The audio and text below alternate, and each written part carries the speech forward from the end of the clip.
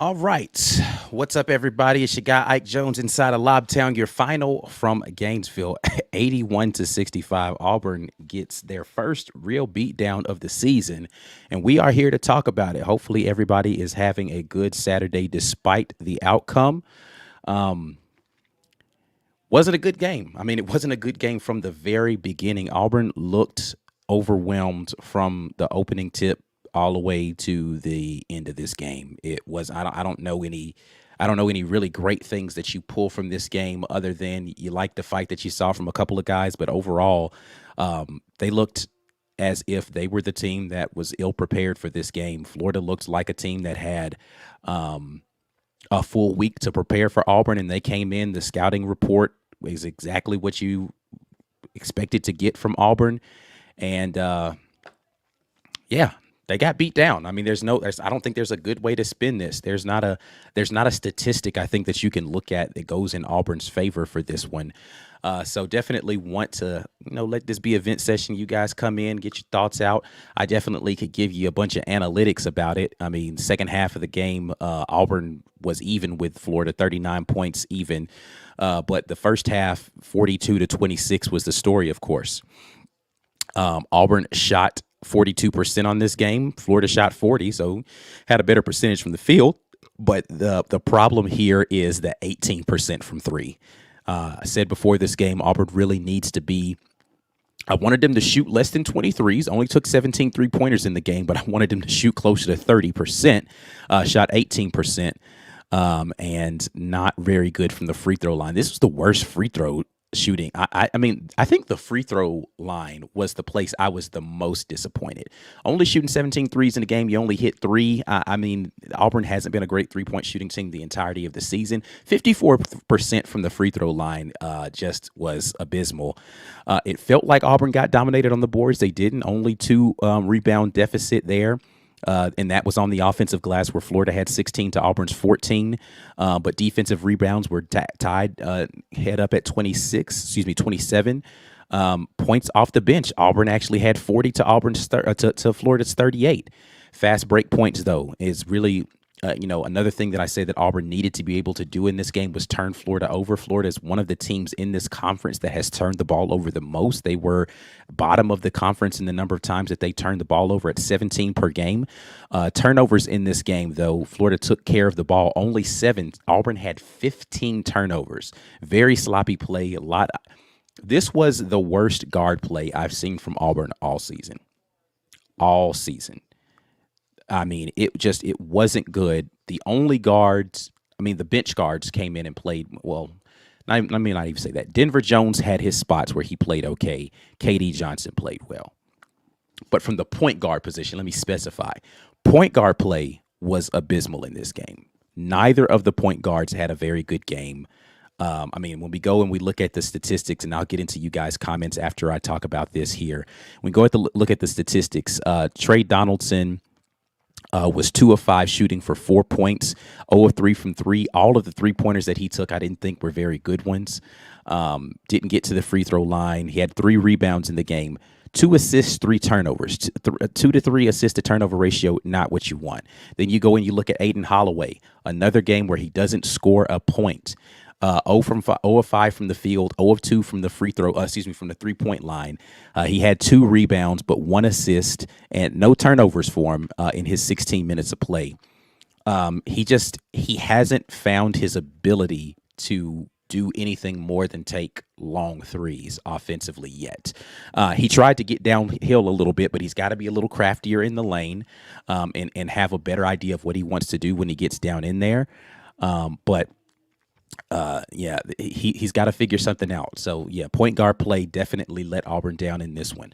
As we're getting in here, you guys, definitely do all the necessary stuff. Go out there, share the video. I know a lot of people aren't going to want to get in here and talk about it, but we still, listen, win or lose, we're going to come in. We're going to talk about the game at the War Report when you do that. Thumbs up on the video. Listen, don't be mad at me and not give a thumbs up on the video like I played in the game. I was not the one responsible for the play out there. I'm just here to talk about it, so don't be voting down my video and all that kind of stuff because you're mad that the team played poorly. But hey, listen, we're here to discuss. Hopefully you guys are, willing to have a good discussion on this. I'm gonna go over to the comment section pretty early in this one. I know you guys have a lot of things that you want to say here, and I'm just gonna rattle them off here. Let's see. AU alum says, "Wow, just wow, beat down from start to finish. We can't travel for trash. Only players that kind of showed up were KD, Chaney, and Denver. Looked tired and just trash. Shocking." Definitely want to talk about the KD and Chaney portion of this in just a minute. Let's see. AU alum jumps back in and says Midland, I think you mean middling, SEC team gets ousted in every category: field goal percentage, 3-point percentage, free throw percentage, rebounds, assists, steals, turnovers, blocks. I wouldn't have been surprised at an L today, but this performance is just trash. Yeah, I think it's disappointing, right? Like, I don't think anybody is surprised that Auburn lost this game, but the effort when you get beat this badly is something that you're surprised by, right? You don't expect to have that level of a dismantling happen regardless. This is a team that I didn't think was going to get blown out this season just because of the depth that they have and their ability to score in so many different ways. But listen, man, let's be clear. Florida had a full week to prepare, and they came ready. They were ready to come out, and they had the arsenal loaded and were shooting well out the gate.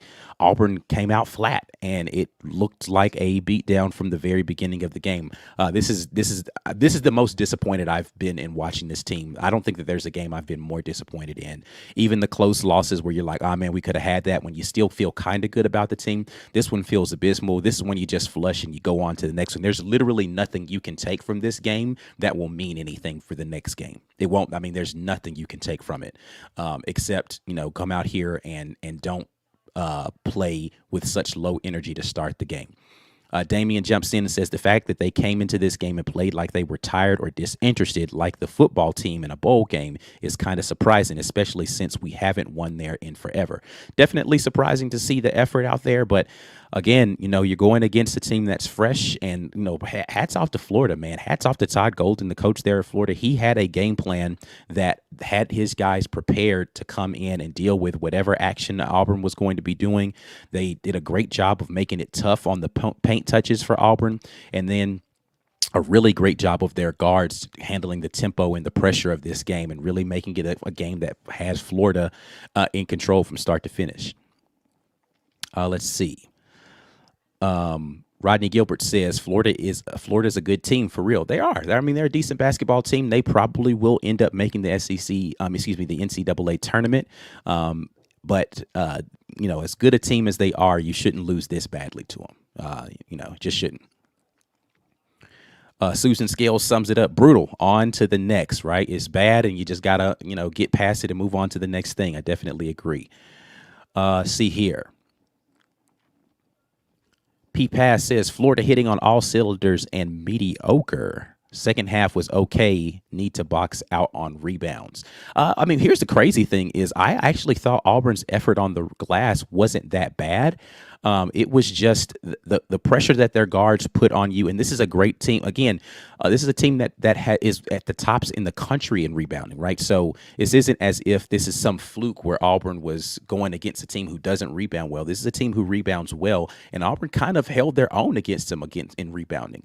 That the rebounding wasn't the reason Auburn lost this basketball game. It was their inability to put up points and get any turnovers. That was the reason for this game. I can live with the rebounding effort that Auburn gave in this game, but the defensive stops just weren't there, and your ability to score or get quality looks on the offensive end was not there. Let's see here. Just going here. AU alum says 3-point and turnover was the biggest killer, and this is what I believe. The offense was stagnant and turned the ball over too many times, not knocking down threes. Again, as a team, Auburn only shot 3 of 17 from 3. You're not going to win very many basketball games only hitting 3 3-pointers, especially when the team that you're going up against, let's take a look at what they did. Actually, they only hit 7. Are they serious? They only hit 7 threes? Felt like they hit a lot more than that. Only 7 threes. But still, 7 of 21 from 3. They shot the ball respectably, and you absolutely did not as an Auburn basketball team. Ephesians 2:8 and 9 says this ain't got anything to do with Auburn not winning there since '96. Coaches didn't have these guys ready to play, and the players played soft and slow. That Florida team is nowhere near 16 points better. I hesitate to say that the coaches had much to do with the effort. I know that's an easy thing to point out. I just don't think that this was a coaching mistake. I think that the energy that the team came in with wasn't good, but that wasn't because the coaches didn't feel like they wanted them to come in fired up. The players have to own that a little bit in their effort, in their execution, more so than I think the coaches do. The energy level, again, I don't know what you have to do as a coach to give players energy. All you can do is give them a game plan. I didn't think the game plan was bad. I think the execution was absolutely horrid.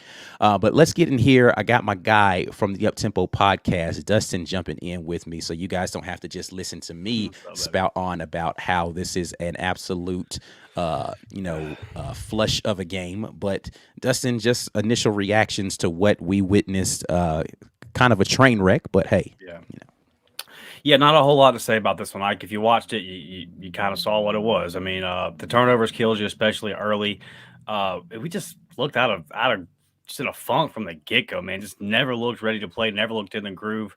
The first time we've looked like that this year. Our 4 losses up until this point were all close, and this was the first time that we just got drilled. We didn't look ready. I'm not surprised that it happened in Gainesville. I predicted we were going to win today with our live show with Charlie 5, and I said we were going to win 68-63, and they got over 63 with 13 minutes to go in the second half. So I missed bad. I thought with like a week off, I thought they would kind of be rusty and kind of come out slow, even in their home building, and that our defense will just grind them down and win a slugfest. I thought it was going to play out a lot like the Mississippi State game, but we would make the plays. And boy, I was wrong. I was really wrong. They definitely look like they had that extra bounce. They definitely look like the fresher team. We've got two big home games this week, and then we get that week off. Looking forward to that. I think we just kind of need to split, like win one of these versus Kentucky and South Carolina, and then get into that. You'll still be sitting pretty. It's disappointing, man. I don't ever want to like just glaze over getting your ass beat. Like it always sucks. Right. Jalen, like you can't have that. You just had one of your best performances ever at Auburn, and then you come back and you do that. We're counting on you, buddy. When it comes down to Trey's performance, we need better, but the way Aiden's playing right now, Trey has to be on every night. Aiden's got to get in there to help him out, man. That's a fact. It can't just be Trey trying to carry us. Yeah, you can't. You at this point, the way that Aiden's playing, Trey can't afford to have a bad night. Right. Yeah. So you're asking one guard to carry the team. It's tough. I felt like Denver didn't really get started itself tonight. There were times where we got bullied on the defensive end, specifically from the guards. And I kind of like was expecting Denver to step up and use his size and the defensive capabilities we've seen from him all year. That's my most disappointing thing from tonight was the defense. It seems like lately teams have been coming out and hitting these threes in our eyes early, and it just is what it is. But over 40 minutes, we kind of get back right. Just never happened tonight, man. Just didn't happen right. And that's what surprised me was the effort or lack thereof defensively. That really kind of concerned me. Yeah, I think, this is what I was I talked about this a little bit last week about really the danger for this team, or it wasn't last week. In one of the recent LAUB towns I was talking about, really the danger for this team is the lack of experience at guard. And going deep into tournament play, you have to have consistent guard play that's able to, it doesn't always have to be scoring, but those guards need to be able to control the game. Florida's guards controlled this game from beginning to end. They came out initially with the big 3 off the top, and I mean, it was a contested 3, but they set the tone from the very beginning to say, we're going to control this game. I didn't feel as if, Auburn got pushed around in the paint, but I do feel as if Auburn got bullied in the backcourt, like absolutely manhandled in the backcourt. Like those, if you're looking guard for guard comparison, it's Florida by a country mile in this game. So disappointed though in the front court. Not going to say, listen, Janai Broome, Jalen Williams. I mean, let's just run down. I mean, listen. Janai gets 14 in his sleep, right? He had 14 tonight on 6 of 11 shooting, but 1 of 8 from the free throw line. This was the worst free throw shooting game he's had the entirety of the season. He had 7 boards, 2 blocked shots, right? Like his stat line is going to look okay because that's just kind of the nature of how Janai goes about business. But it's one of those things where, again, and I've said this many times, this team offensively goes as Jalen Williams goes offensively. And Jay Will is the guy who came out looking tentative. He was looking around for foul calls too much. He did not look as if he knew really how he wanted to approach this game offensively. 3 of 10 shooting, 6 points, 0 of 1, only took 1 3-pointer in this entire game. Did not go to the free throw line the entirety of this game. No rebounds for Jalen Williams. Yeah, can't have that. 21 minutes, not a single board from Jalen Williams. 6 points. To me, again, that's where this team fell apart, is that the guy who's really I'm not asking Jay Will to score 20 points a night, but he needs to be a threat every single time he touches the floor. And he might as well. I don't know what impact Jay Will had on this game other than turning the ball over twice. Yeah, and the frustrating part about it to me is considering what he's coming off of. It's like, all right, man, this is the time for you to take that step and do this game after game. And it doesn't have to be what you did at home versus Bama. Like, we know that you showed out. You don't have to drop 26 and do windmills. It ain't got to be all that. But a solid 12, 14 that's clean. That's clean, where you're a plus and not a minus. And he was a minus tonight. And he's, like you said, we go as he goes offensively. And if he's going to be a minus, if he's going to hurt us out there, we're going to struggle to score points, especially on the road. And as far as Janai goes with the free throws, it's really obvious now that it's mental. It can't be argued because we've seen him put together stretches where he shot 80, 90% in conference play. Right. So it's solely mental. He started missing them, and the whole team was just off tonight, man. They just didn't. I don't know. From jump, just didn't have it, dude. Yeah, and that's why I say I don't know that you can take anything that you can extrapolate from this game, because there was nothing. The odd thing about this for me is the only person who looked like, well, there were only really 2 people who looked like they were ready to play the minute they got in and every minute while they were in, were Chaney Johnson and KD Johnson. Outside of that, everybody else kind of played in spurts. You had Denver play for a little bit where he was getting aggressive, getting downhill, getting to the free throw line, that kind of stuff. You had a few minutes where Janai looked like he knew what he was doing, and they were very physical and aggressive with him in the paint. You had a couple of minutes where Chris Moore was impacting the game a little bit. You had a couple of minutes where you got a little something from Chad, but Chaney Johnson came to play tonight. And, Chaney tonight, let's look at his stat line. 9 points on 3 of 4 shooting, 3 of 3 from the free throw line, had 10 boards tonight. He's the only person, not the only person, because Chad was a positive. He and Chad Baker-Mazar were the only guys that have a positive plus-minus tonight. Chad was a +10, Chaney was a +4. Everybody else is negative in the plus-minus. That's one of those games where you're like, they didn't have a shot. They have a shot. It just was not your night. I am personally glad that Chad took the foul on the one situation where they threw the ball ahead and then catch the ball in the air and then throws it. I'm like, man, I'm glad Chad fouled on that one, man, because I'm not trying to relive that highlight for the rest of the week all over Sports Center and on social media. That would have just made me upset. Every time I turned on the app, I would have had to see that. Yeah, that's one that they cut up for hype videos. They cut up for commercials. You might remember how whenever I know it's football, but Leonard Fournette had that run where I think it was Trey Matthews jumped over his head, and we saw it for 6-7 years after. You don't ever want to be on the other end of that.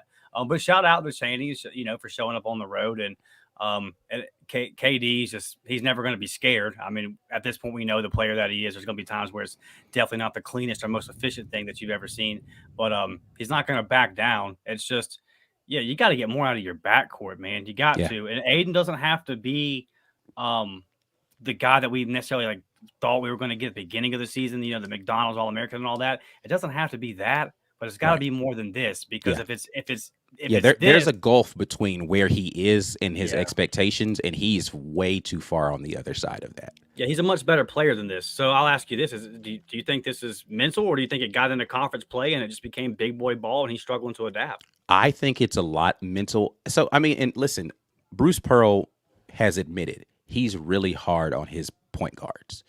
And I don't know that Aiden has adjusted to the coaching style yet of like, this isn't recruiting where I'm like, hey, you're going to be great and coming. Like, if you're going to mess up, I'm going to let you know about it. And you need to be okay with hearing you screwed that up. That wasn't a good possession for you. What are you thinking about right there? I don't think Aiden is having fun at all playing basketball right now. And that's crazy because this Auburn team is winning a lot. When a guy's not having fun and your team is winning, that's mental, right? Like hasn't clicked with him yet where he's feeling confident in really any portion of his game. And he's a much better basketball player than he's shown so far this season. I was having the conversation with somebody and, I think, let's just have the conversation now. And I think it's always too early for this, in my opinion, but people are saying it. Aiden Holloway is a bust. Is Aiden Holloway, in your opinion, a bust? I think the jury's out. And I think what were your expectations? I never thought that he was going to be a lottery pick. And then, but I did think that he was going to be, actually, I think, I predicted that Trey would be our starting point guard by the end of the season. I too thought Trey was going to be the starting point guard to start the season. Yeah. Yeah. So I guess it just kind of depends on where you had your expectations, but, I'll say he's not playing up to his capabilities. He's not playing up to even the baseline expectations right now. Right.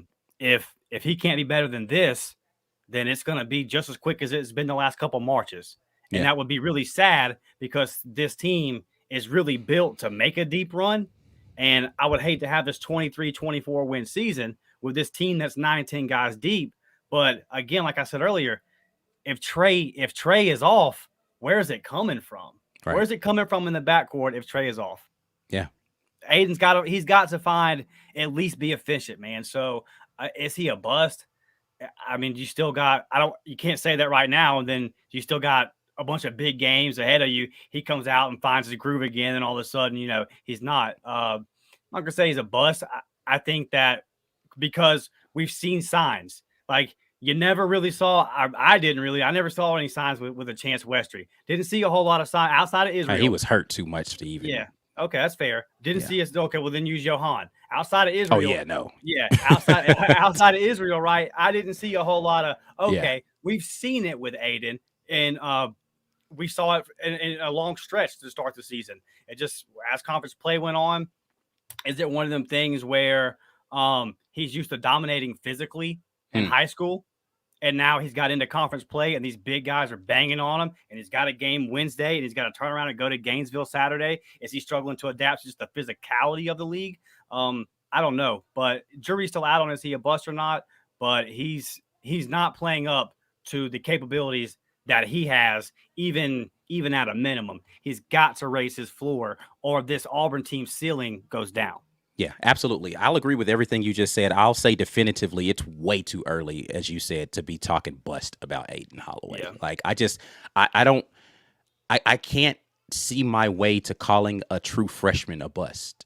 Like, especially a true freshman, to your point, who has shown, listen, first game out the gate versus Baylor, he showed up big in that game. Right. And that's a big time matchup to be a true freshman first game. Now, he had his freshman moments in that game, XYZ, but he's played better than this in big spots already.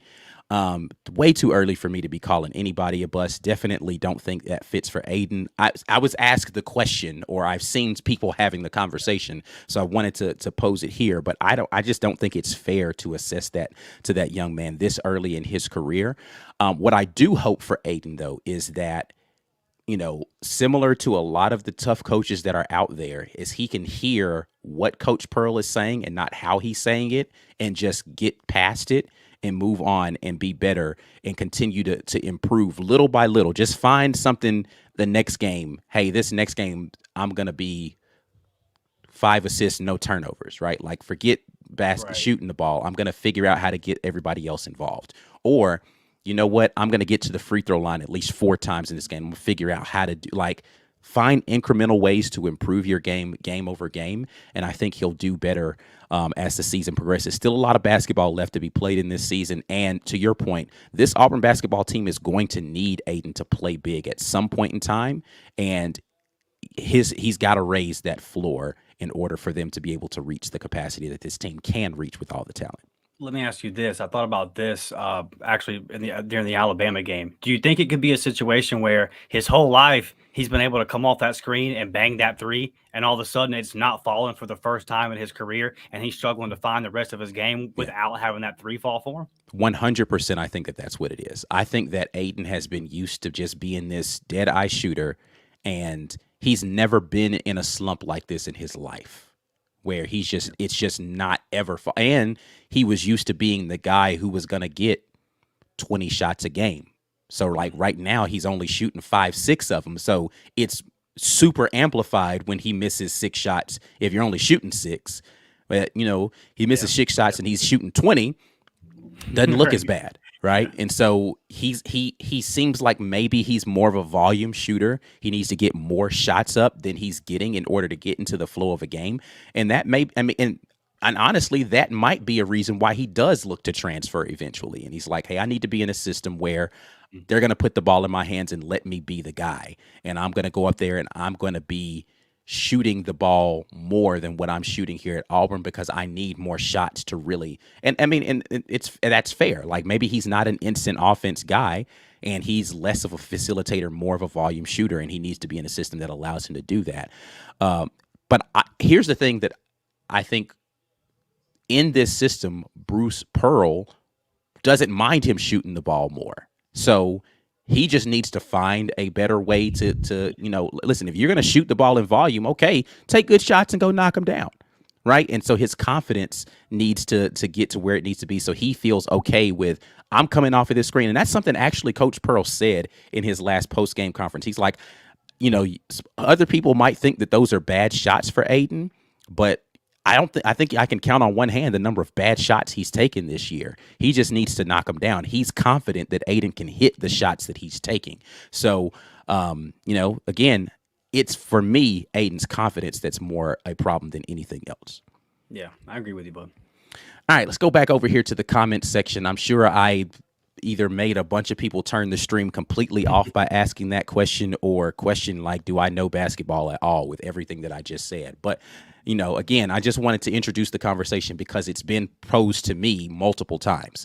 Yeah. Professor Vader jumps in and says Florida was in the players' heads. They were like scared and froze with their decision making. No one wanted to take the shot. I think we took a lot of shots, right? I mean, like, he shot the ball 57 times in the game. To me, I think it was more so what Florida was doing is they were taking Auburn out of the action that normally gets them easy shots. And so Auburn didn't have a way to say, okay, that's not working, let me go to this. The secondary plan of, okay, this isn't working, how do we just go out? Florida made it rec ball, right? Like, it's like, all right, now we're just going to go hoop, right? We're going to shut your water off for the first 10, 12 seconds of the shot clock on your normal action. Now go get a bucket. And nobody was able to do that consistently. I don't know what it finished at, but I know that late in the first half, they put up the graphic on the broadcast saying that Florida had 9 points off of turnovers and Auburn had 0. We've been watching Bruce Pearl coach basketball long enough to know that if we're not creating offense off of defense, we're probably going to struggle over 40 16-7 was the final points off of turnovers. Florida had 16, Auburn had 7. Yeah, we got to get more than 7. Absolutely. Justin Thomas jumps in and says Broom and Jay Will were not good today. That's there's, again, I don't think Broom was bad, but he definitely wasn't good. Like, he was as average as you could be for a Janai Broom night. Again, his stat line, 6 of 11 shooting, that's not bad. 14 points, that's not bad. But the 1 of 8 from the free throw line, terrible. 7 rebounds, that's not bad. The 2 turnovers he had were pretty bad, though. And so, again, I think it was just it was just an okay game. Like, it wasn't a dominant performance, but it wasn't some, oh my God, what is Janai doing tonight performance either. I think, again, this comes down, they scouted the crap out of Janai. They were not letting him get to his left hand on the spin move stuff. Like, they were waiting on him to come back left on that stuff. He's got to find a way to go right and be effective going right more often. Well done, Todd Golden and his staff on the scout. They had Auburn scouted to a T. They knew exactly where they wanted to go with their action. They knew exactly how to shut down stuff. But thoughts on, we talked about it a little bit more, but, on the last comment, Jay Will, Janai, not a good night. Yeah, I mean, again, it's frustrating because they just came off of having a 50 piece together. So then to see them come back and this be but you just read off Janai's numbers, and I think it looked worse to us because it's a testament to the season he's having. Because Right. we're used to Janai just coming there, dominating, balling, and he didn't do that tonight. Like you said, he was the numbers to me kind of like above average. It's an average, kind of average this night for Janai. But yeah, that's what's frustrating is they did this Wednesday. They come in and do that, and then they come in here Saturday, and this is what you get. But speaking on the scout, they had a week. They didn't play this week. They were probably sitting there Wednesday They night. had the whole week to run Right. all of our plays with their scout team. They had a whole week to figure out how they wanted to defend it. Auburn had like 2 days to come in and figure this out. Yeah. Yeah, and also haven't really heard this mentioned yet. Just thought about it. You're coming off a big emotional win. You're coming off a big emotional win 2 days ago versus a rival at home, a beat down. And look, man, over a 30-game basketball season, the best of teams usually catch a beat down or two. Yeah, every now and then. We're 20 some games in. We just called our first beat down in a place that we haven't won since Tupac had just dropped All Eyes on Me. So it's been a minute. You know what I mean? This ain't new territory. It's frustrating, but it is new territory. Right. Yeah, it's not something you're used to this season from this team. Lisa Wise jumps in. The problem is ridiculous turnovers, down multiple digits, and trying stupid no-look passes. I question walking the ball up with no sense of urgency. This is actually, that last sentence, I think, is the thing that was most surprising to me, is you're down 20 and they're walking the ball up the floor. It's almost as if about 5 minutes left in the game, they were like, it's not our night, boys. We're just going to go to the house with this one. I don't know that I liked that. I would have liked to see them at least just go out there and try to close it out with a furious run and at least put some fear into that home crowd to say, oh crap, like, they're not. It felt like about a four or five people out there on the floor were just like, we're done. And only one person was like, and that was Chad at that point in time, like, hey man, are we going to keep playing here or not? Yeah. So yeah, I did not like that at all. Yeah, I agree with you, Lisa. They're going to watch film again, and Bruce is going to see that, and it won't be a fun practice for them the next day. So he's not going to let that slide. Jacob Smith jumps in and says to not make the effort plays when fighting for the SEC is inexcusable. Again, man, sometimes it's not your night. I don't think this was an effort issue. Like the energy wasn't there. It was like they were slow to the ball. But like there was a lot of guys really flying around out there. This is one of those things where I feel like if you go back and you watch the game from a very nuanced spot of watching film, you're not going to see laziness, but you are going to see guys that look tired, that look a step slow, that look, and I don't think, I don't really know what to account for that other than one team was fresh and the other team wasn't maybe, but it didn't look good. It just, I mean, scoreboard indicates how bad it looked. And you talking about being fresh. Look at the way they shot from three. Look at the way we shot from three. A lot of times dead legs will do that to you. It's like hitting a baseball. It's like throwing a football. Shooting a basketball, your base is everything. Your feet is everything. It's all about fundamentals. It's all about footwork. It's all about being set. And if you're tired, which we just played the team that's leading the SEC in a competitive, supercharged up emotional atmosphere 2 days ago, you got to turn around, make a trip to Gainesville, a tough place to play. I think they're 10-1 now, with only a 2-point loss to Kentucky at home. Like they're good. They're a good basketball team. Maybe they handed us our ass today, man. Like you said when you opened up, this is one of them where you just flush it. Bruce has a film session. He chews them out. This didn't go well. This is and then you move on from it because like you said, there's not even a whole lot you can learn from this one, man. You just got smoked, and you know what you did wrong. You just got to improve on it. Yeah, and listen, this is another indication of what was said. I think during the Bama game, the broadcasters were like, I don't know that there's an elite team in college basketball this year because every team has gotten smoked like this year. Like there's not that you can go through and look at the people's resumes. Everybody has gotten a smoking at some point in time this season where you're looking at it and you're like, what happened to this team tonight? And And it's disappointing as a fan to see it because you hope to be able to say, Auburn was in every single basketball game that they played this season. And I still want to see this team go and win a close game, which they haven't done yet. It's either they're getting smoked or they're losing close, but now they got smoked on the other end. But yeah, it's happened to everybody this year. It was our turn tonight.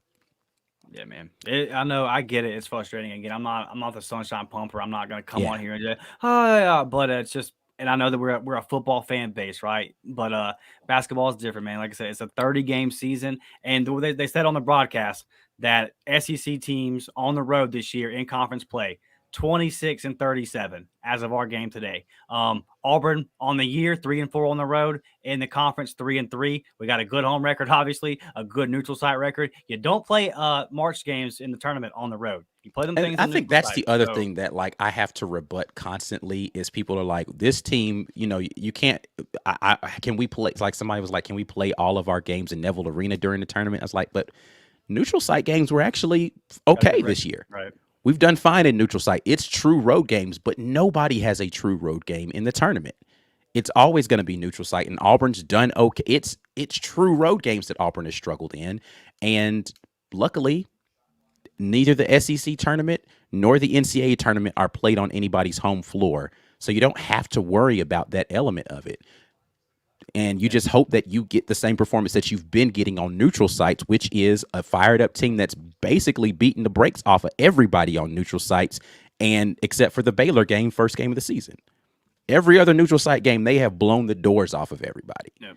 So, hopefully you get that performance from this team during the tournament, and you don't have to worry about the whole not playing good outside of your building thing. Yeah, and even though we haven't played great on the road, again, nobody has. The stats show that nobody across the country has, and nobody in the SEC has.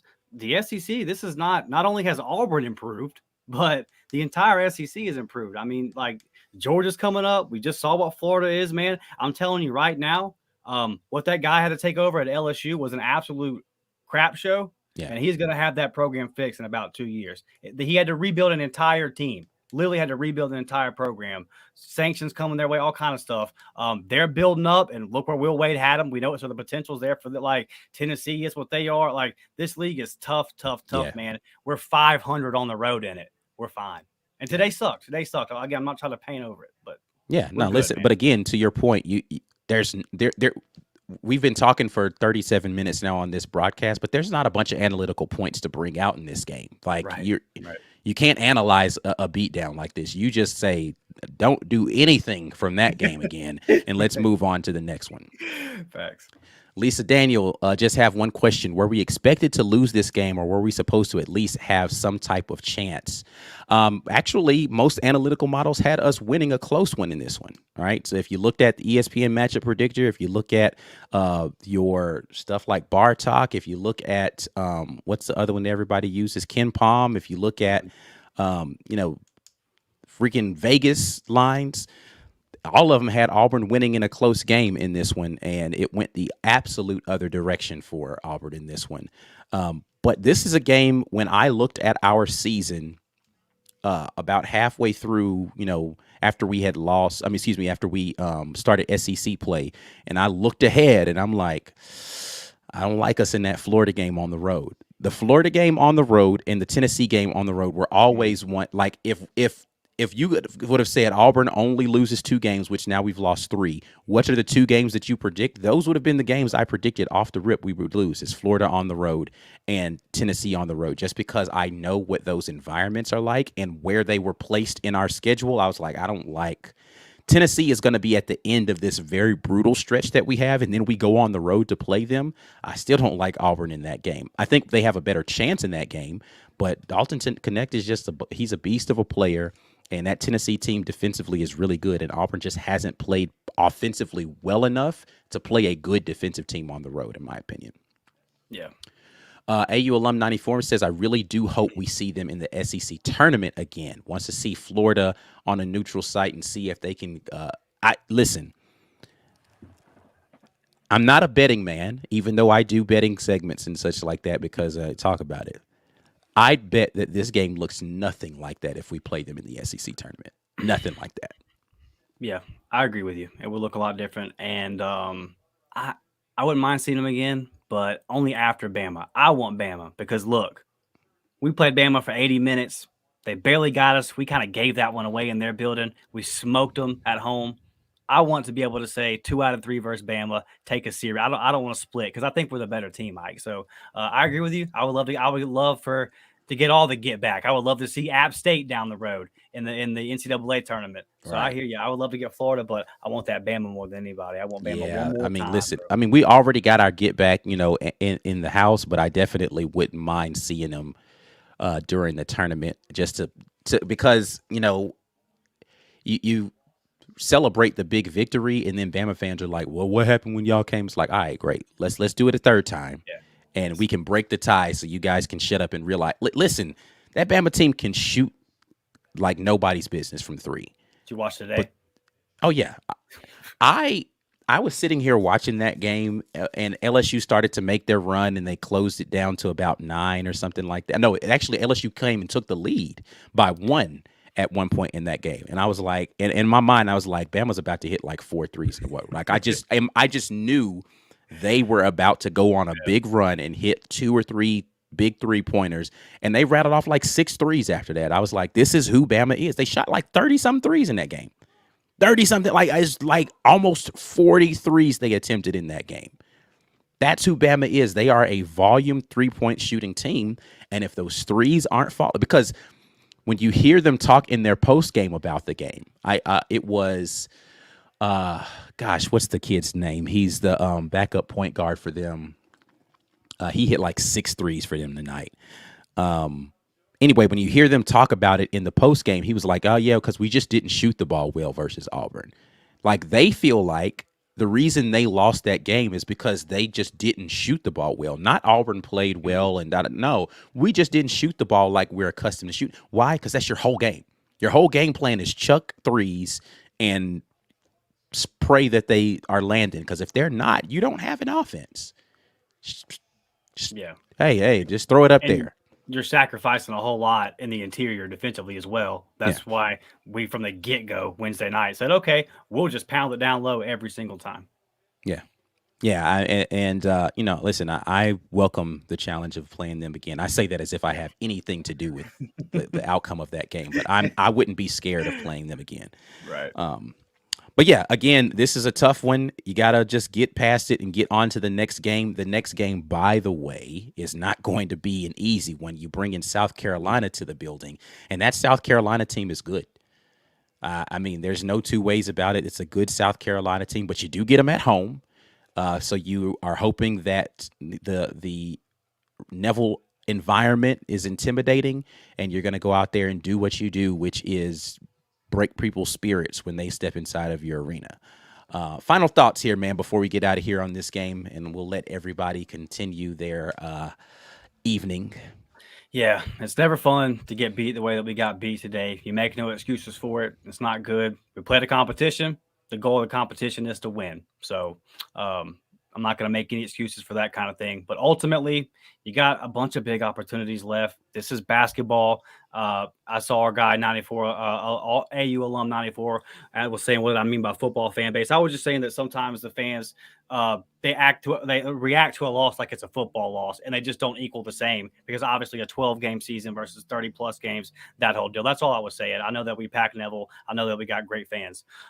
So that being said, you got 2 big opportunities at home this week. If you go 2-0 and Right. then you come into that week off, we just saw how that week off was able to help Florida out. We looked like we needed a week off. We looked like a team that could use a week off. Yeah. So if you could go 2-0 in these games, that would obviously be great. But if you just split them, dude, if you Right. just split them, have a close loss or whatever, you're good to go. Then you're coming into that week off. This team is still sitting pretty. I think that this team still has a really, really high ceiling. Like we talked about, that could be in some danger if Aiden doesn't pick it up, but we still got time. He's still a very talented kid. So all in all, man, I wanted to end the streak today versus Florida.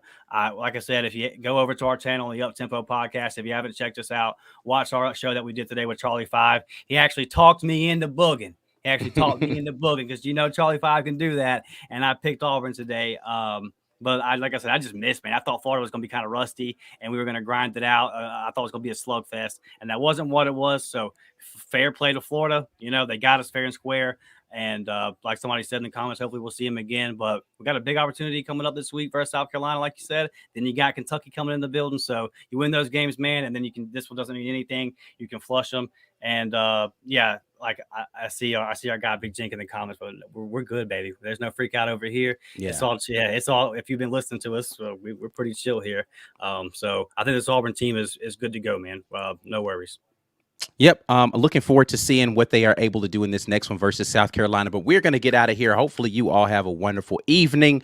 We'll be back at you guys tomorrow with our weekend tailgate. What's the next one coming up for you guys, Dustin? Tuesday night live show, because we're going to start. We started doing that. We moved our Sunday show. We're going to do a live show on Saturday mornings from now on for a little bit. So yeah, man, like I said, if you haven't watched this one, it was fun. We had a Charlie 5 on. We had a blast. So go check that one out. And then after that, we'll see you Tuesday night, the Up Tempo podcast at 7 p.m., man. Awesome. All right, we're out of here until the next time. And as always, War Eagle. War damn, baby.